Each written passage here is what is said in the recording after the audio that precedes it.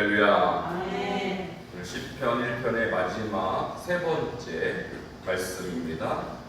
복이 있는 사람 세 번째 말씀입니다. 우리 1절부터 6절까지 여러분 다 암송하시죠?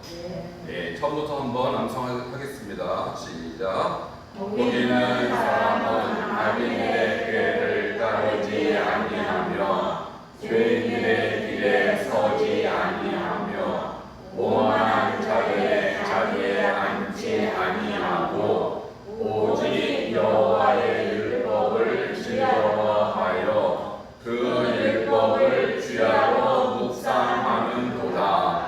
그는 시냇가에 심은 나무가 철을 따라 열매를 맺으며 그 잎사귀가 마르지 아니함 같으니 그가 하는 모든 일이 다 형통하리로다. 악인들은 그렇지 아니하며 오직 바람에 나는 겨와 같도다.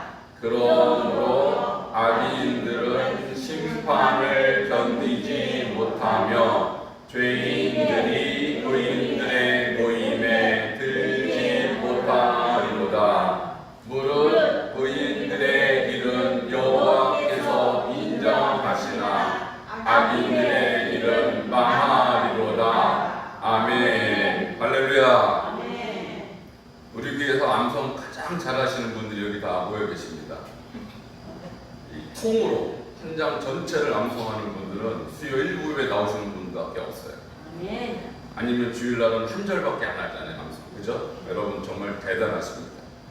시편 23편도 다 암송하시죠? 네. 이미 다 우리 수요일날 말씀드린 거는 여러분 다 암송하신 줄 믿습니다. 복습하겠습니다. 시편 23편 시작. 여호와는 나의 목자시니 내가 부족함이 없으리로다. 그가 나를 푸른 풀밭에 누이시며 쉴만한 물가로 인도하시는도다. 내 영혼을 소생시키시며 자기 이름을 위하여 의의 길로 인도하시는도다. 내가 사망의 음침한 골짜기를 다닐지라도 해를 두려워하지 않을 것은 주께서 나와 함께 하심이라. 주의 지팡이와 막대기가 나를 안위하시나이다. 주께서 내 원수의 목전에서 내게 상을 차려주시고 기름을 내 머리에 부으셨으니 내 잔이 넘치나이다. 나의 평생에 선하심과 인자하심이 반드시 나를 따르리니 내가 여호와의 집에 영원히 살리로다. 아멘. 할렐루야. 대단하세요. 시편 1편, 23편을 통으로 암송하셨습니다.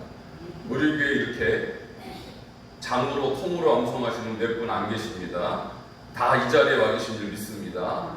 대단하신 거예요.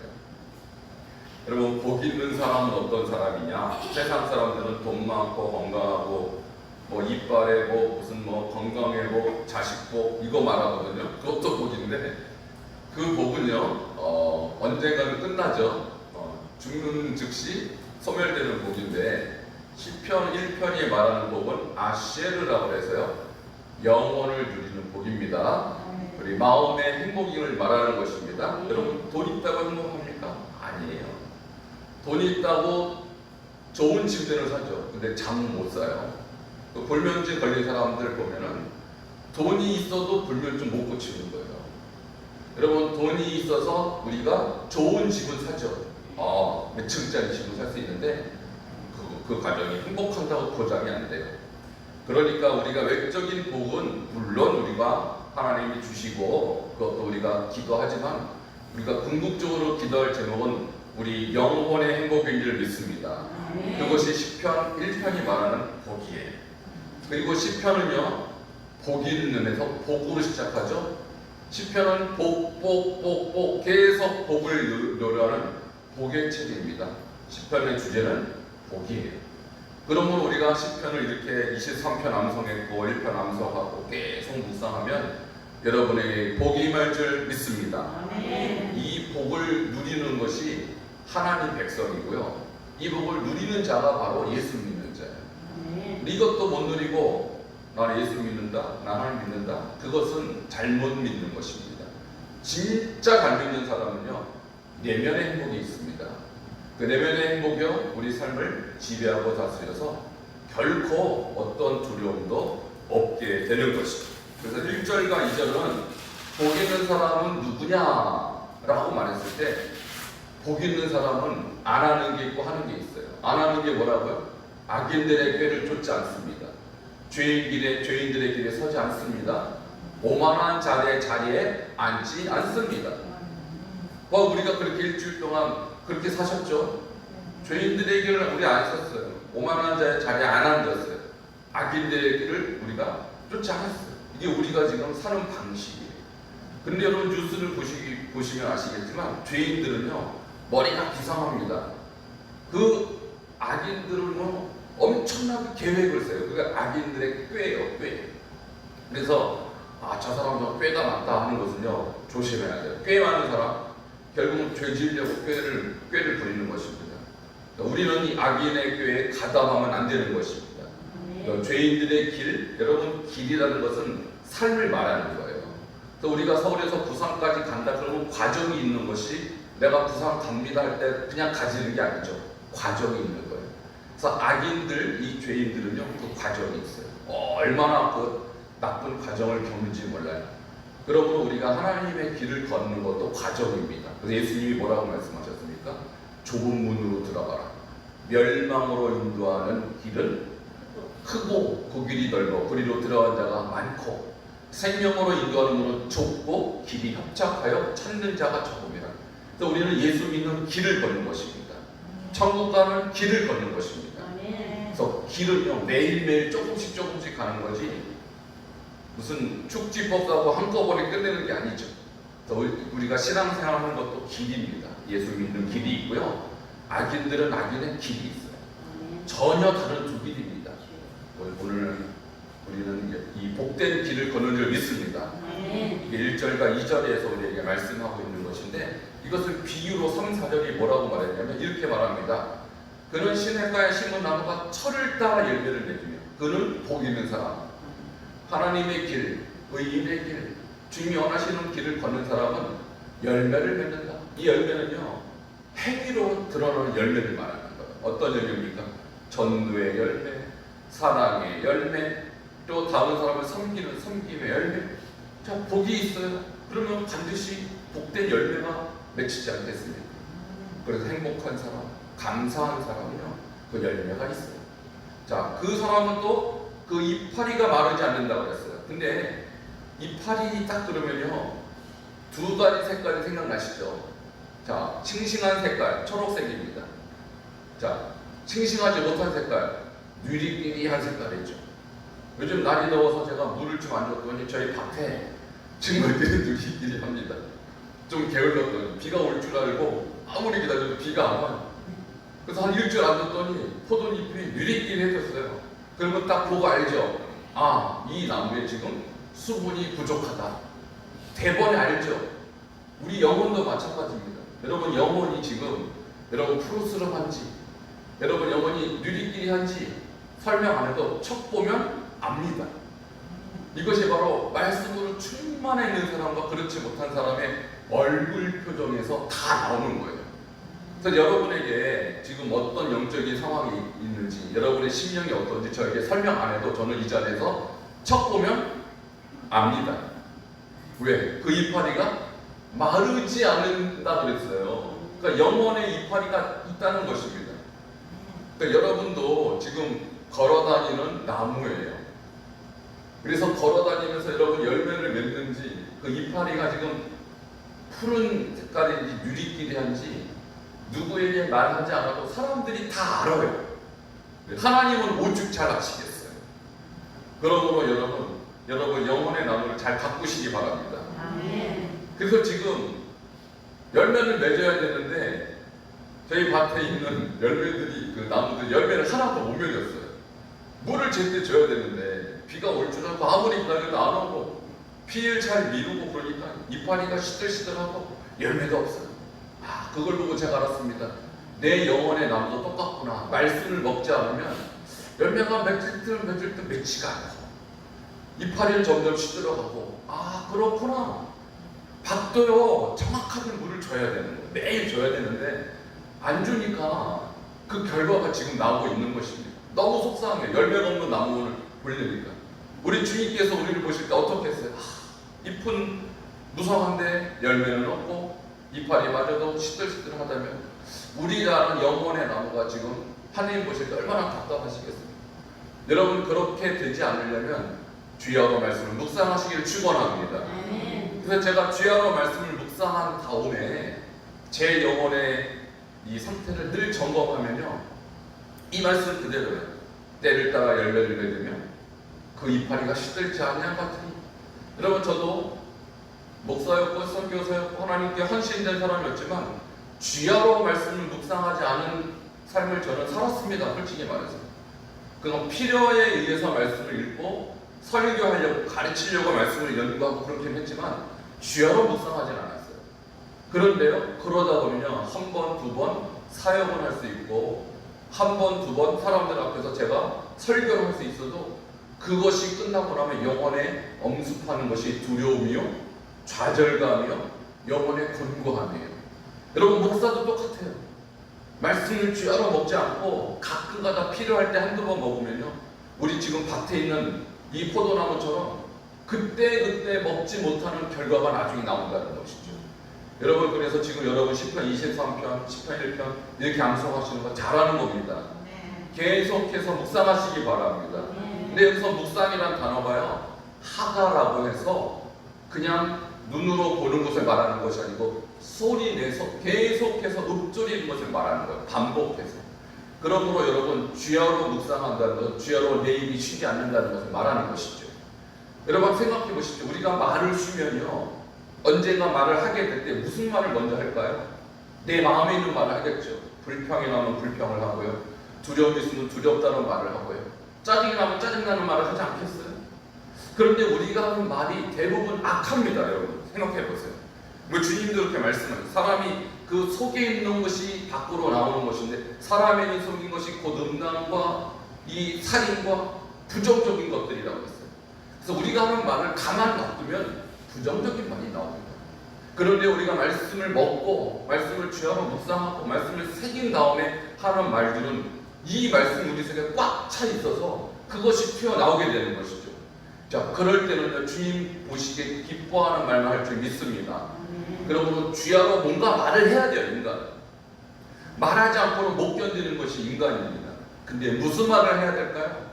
하나님의 말씀을 고백하시기 바랍니다. 그럴 때 우리 안에 있는 절망스러운 말들, 부정적인 말들, 또 비난의 말들, 내 마음을 사로잡고 있는 이 사단의 용어들이 사라질 줄 믿습니다. 시편 1편 위대한 장입니다.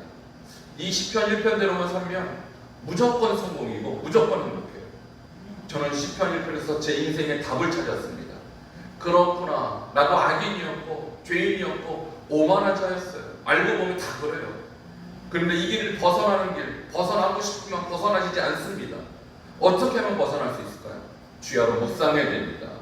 그러면 이것이 나의 영혼이 되고 나의 영혼의 나무가 되어서 거기서 그 결과물이 나오게 된다는 것이죠.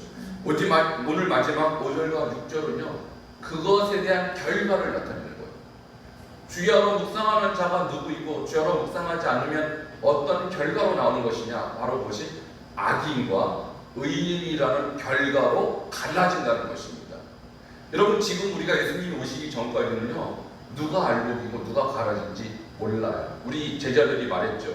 주여, 밭에 좋은 씨를 뿌리지 아니하나이까? 근데 가라지도 있나이다. 누가 뿌렸습니까? 하니까 예수님께서 마귀가, 악마가, 사단이 그렇게 뿌렸다.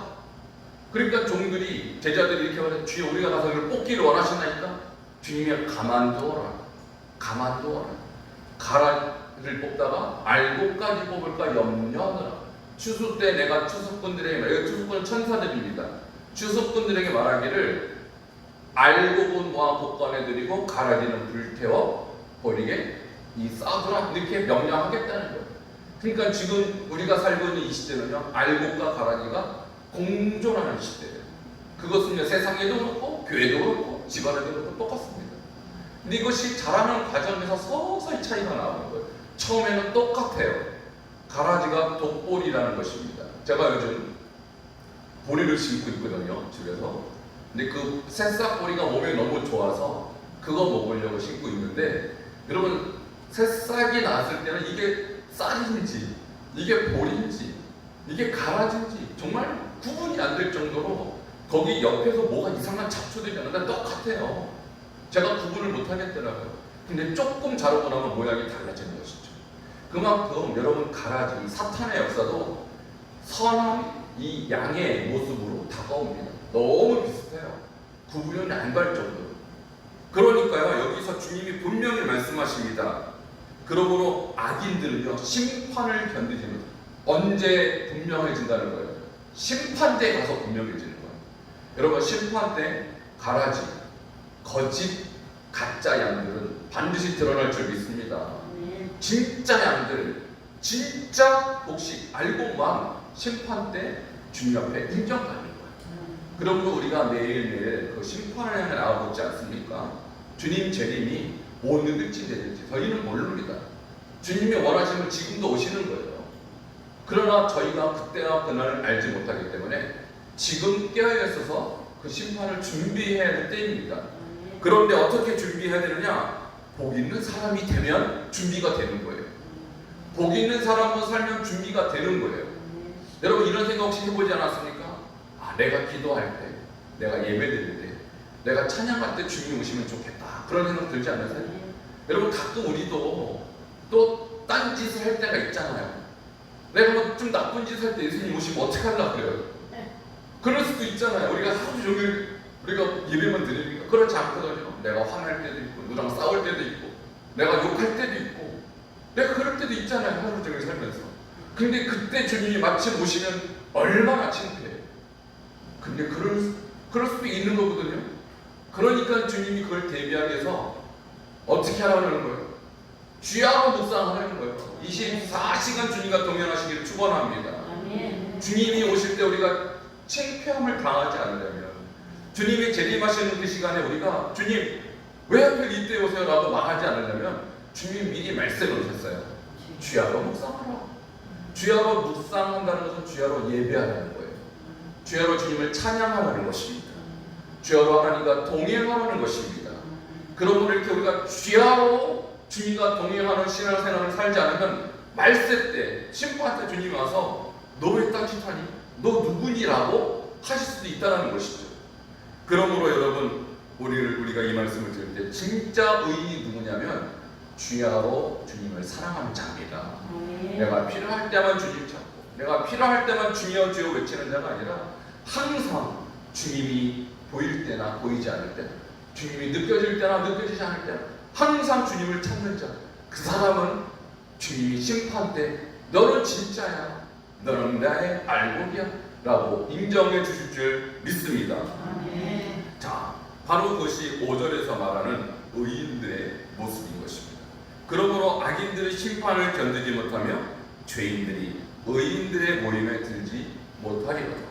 6절, 무릇 의인들의 길은 여호와께서 인정하시나. 여기서 인정이라는 말은요, 잘 알다 그런 뜻이에요. 그러니까 의인들의 여기서 길이라고 그랬죠. 제가 길에 대해서 말씀드렸어요. 길은요, 과정이에요. 매일매일 우리가 사는 방식을 말하는 거예요. 매일매일 우리가 하는 행위를 말하는 거예요. 그러니까 하나님께서 의인들의 행위, 의인들의 가는 발자국을 늘 보고 계세요. 그래서 주님께서 딱 오셨을 때 너는 지금까지 내 진리의 길을 걸어왔구나 라고 인정해 주신다, 이 말씀인 것입니다. 여러분의 인생을 주님께서 인정해 주시기를 축원합니다. 주님은 여러분의 길을 지금 보고 계세요. 여러분 우리가요, 한 발짝 한 발짝 걷는 것을 주님이 다 발자국으로 찍고 계십니다. 어떻게 하느냐? 주님이 심지어 우리의 머리털까지 다 세신 것 같은 생각을 했어요.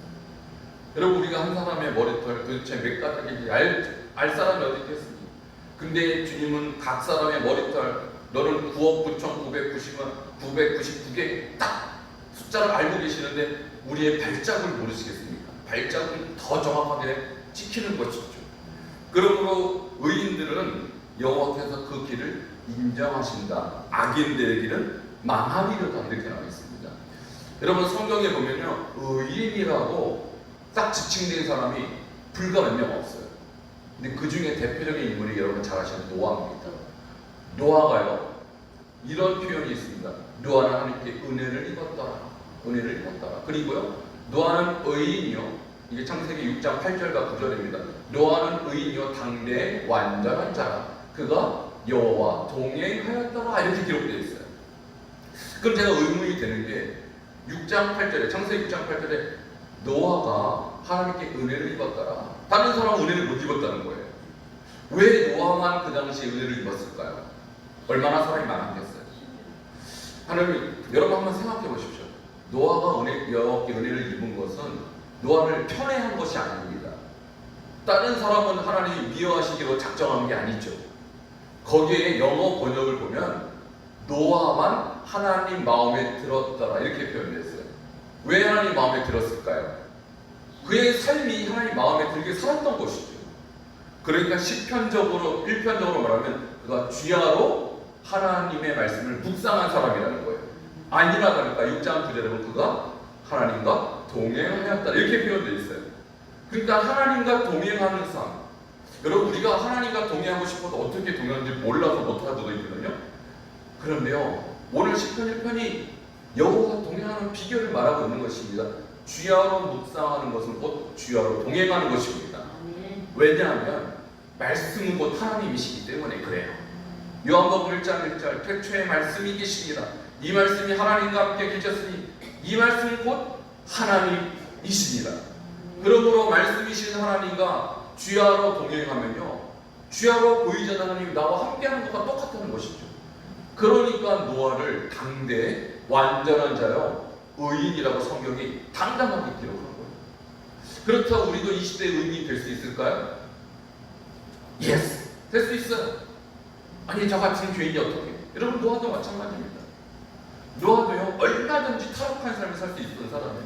그런데 그가 어떻게 의인이 되었느냐? 그것은요 성경의 굉장한 비밀이고 미스테리예요. 왜 노아만 의인으로 살았냐? 그것은 그의 할아버지와 관계가 있습니다. 성경에 보면 노아의 할아버지가 누구냐면 무두셀라라고 나와요. 여러분 무두셀라가 누군지 아시죠? 가장 오래된 사람, 가장 오래 산 사람. 성경에서 966세라고 기록이 딱 되어 있어요. 지금으로 말하면 요즘은 한 120세 정도 사시는 분이 계시더라고요. 그런 고령에 속하는 것이죠. 근데 그거보다 훨씬 긴 시간을 살았던 사람인데 무드셀라의 이름이요 무드가 죽는다는 뜻이고 셀라가 온다는 뜻이에요. 자, 무드 죽으면 온다. 무엇이 온다는 뜻일까요? 심판이 온다는 뜻입니다. 이것을 무드셀라의 아버지 에녹에게 계시하셨어요. 물론 성경은 그렇게 자세하게 기록하지 않았습니다. 근데 그 이름 속에 비밀이 담겨져 있는 거예요. 그러니까 에녹도요 자기 자식이 죽으면 이 세상에 멸망이 온다는 것을 알고 어떻게 살았습니까? 여호와와 동행하는 삶을 살았다고 에녹도 그렇게 살았다고 기록되어 있어요. 그러니까 에녹과 노아의 공통점은 하나님과 동행하는 삶을 살았는데 어떻게 동행할 수 있었다는 말인가요? 이것은요 무드셀라를 중심으로 두 사람이 하나님과 동행했어요. 무드셀라는 심판을 상징하는 인물이었고 아버지 에녹도 무드셀라 아들의 죽음에 대한 대비를 늘 깨어있는 삶을 살았다는 것이고 이 노아는요 할아버지로부터 그 얘기를 듣지 않았겠어요? 노아야 이 할아버지가 죽으면 이 땅에 심판이 온단다. 너도 준비해야 돼 라고 말하지 않았겠냐고요. 함께 살았을 테니까. 그러니까 노아는요 늘 무드셀라로부터 그 얘기를 들었던 것입니다. 아 우리 할아버지가 죽으면 이 땅에 심판이 오는구나. 난 어떻게 살아야 할까? 라고 늘 깨어있는 삶을 살았다는 것이죠. 그러니까 그 무드셀라의 말이 노아에게는 하나님의 음성이 된 것입니다. 그러니까 그 음성을 듣고 어떻게 살았습니까? 그는 늘 하나님을 두려워하고 심판을 준비하는 삶을 살았던 것이죠. 그랬다가 어느 날 갑자기 하나님이 노아에게 나타나십니다. 노아야, 배를 지어라. 노아가 바로 알아들은 거예요. 아, 이 배를 짓는다는 건 그 당시에 비가 오지 않는 때였기 때문에 이해가 되지 않는 명령이었지만 그는 하나님을 경외함으로 두려움으로 방주를 지어서 그 집을 구해한다고 히브리서 11장 7절에 딱 나와 있어요. 그러므로 여러분, 오늘 이 시대 우리는요, 주님의 재림을 준비하는 자가 된 우리도 노아처럼 의로운 삶을 살 수가 있는 것입니다. 그리고 주님의 재림을 무시하는 자는 다 엉망으로 살아요. 주님의 재림을 준비하는 사람은 다 경건한 삶을 살아요. 그러므로 종말적인 신앙이 없는 사람은 다 의인이 될 수가 없다는 것입니다. 여러분, 예수님 재림하실 날 우리가 의인으로 인정받으려면 주님의 재림을 준비하셔야 됩니다. 그 마지막 때가 바로 지금이라는 것이죠. 코로나로 전 세계가 난리입니다. 이 시대가 과연 어떤 시대일까요? 저는요, 주님의 재림에 대한 사인인 것입니다. 이 사인을 우리가 알아봐야 돼요. 그럼 우리가 이 말씀을 들을 때 우리가 복 있는 삶은 결국은 심판을 준비하는 것이고 바로 주님의 재림을 준비하는 것이구나. 주의 말씀을 묵상하는 것은 나의 영혼의 추수 때를 준비하는 것이구나. 그리고 그 추수 때가 곧 임박했구나 하는 것을 우리가 깨달아야 할 줄 믿습니다. 이 말씀의 큰 복이 여러분에게 있기를 주님으로 축원합니다. 함께 기도하시겠습니다. 우리 한 목소리로 기도할 때 주님, 이 말씀 주님의 음성으로 듣겠습니다. 노아에게 주님께서 이 노아의 할아버지였던 무드셀라가 선언했던 그 심판의 선언을 오늘 주님께서 시편에도 말씀하셨어요.